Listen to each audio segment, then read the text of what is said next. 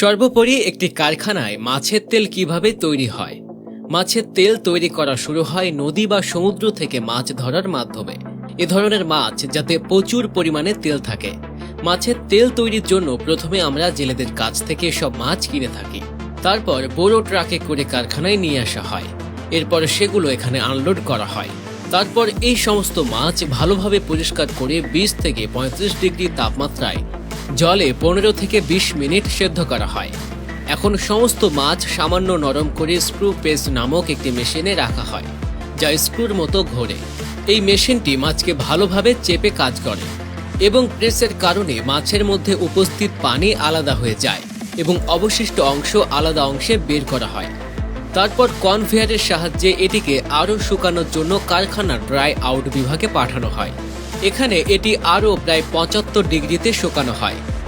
এখন এই প্রক্রিয়ার পরে শুকনো মাছের গুঁড়া একটি গ্রাইন্ডারে পাঠানো হয়, যা শেষ পর্যন্ত এটিকে প্রয়োজন অনুসারে পিষে নেয়।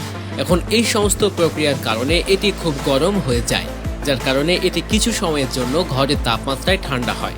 এখন এটি ঠান্ডা হওয়ার পরে এটি আরেকটি বিভাগে পাঠানো হয়, যেখানে অপরিহার্য এবং অপ্রয়োজনীয় কণাগুলিকে আলাদা করা হয়।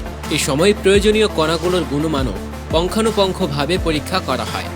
গুণমান যাচাইয়ের দায়িত্ব কারখানার সবচেয়ে অভিজ্ঞ এবং দায়িত্বশীল ব্যক্তিদের উপর দেওয়া হয়। ছোটখাটো ত্রুটিগুলো খুব গুরুত্ব সহকারে নেওয়া হয় এবং উৎপাদনের সময় সমস্ত ত্রুটিগুলি অবিলম্বে সংশোধন করা হয়। এবার আসে তরলের পালা, যা প্রাথমিকভাবে প্রেসিং মেশিন থেকে আলাদা করা হয়। সেই তরলটিকে প্রথমে ফিল্টার করা হয়, যাতে এতে থাকা কঠিন কণাগুলো আলাদা হয়ে যায়। এরপরে এই ফিল্টার তরলটি প্রথমে একটি উত্তপ্ত ট্যাঙ্কে এবং তারপর একটি সেন্ট্রিফিউজ ট্যাঙ্কে পাঠানো হয়, যেখানে এই তরল থেকে প্রোটিন, পানি ও তেল আলাদা করার কাজ করা হয়। এখন আমাদের সাথে থাকা দ্রবণীয় পদার্থে 35 থেকে 40% প্রোটিন রয়েছে।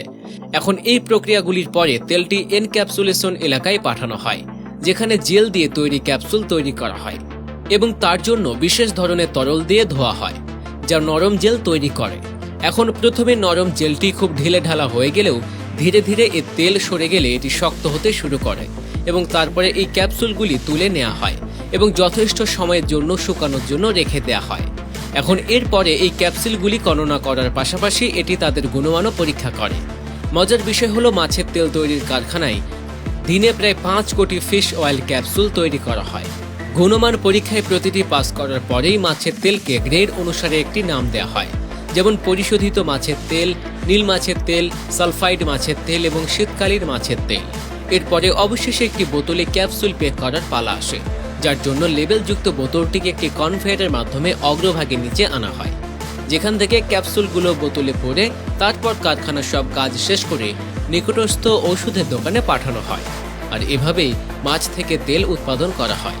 ভিডিওটি ভালো লাগলে লাইক দিন এবং শেয়ার করুন। সেই সাথে জানাতে পারেন আপনার মূল্যবান মতামত।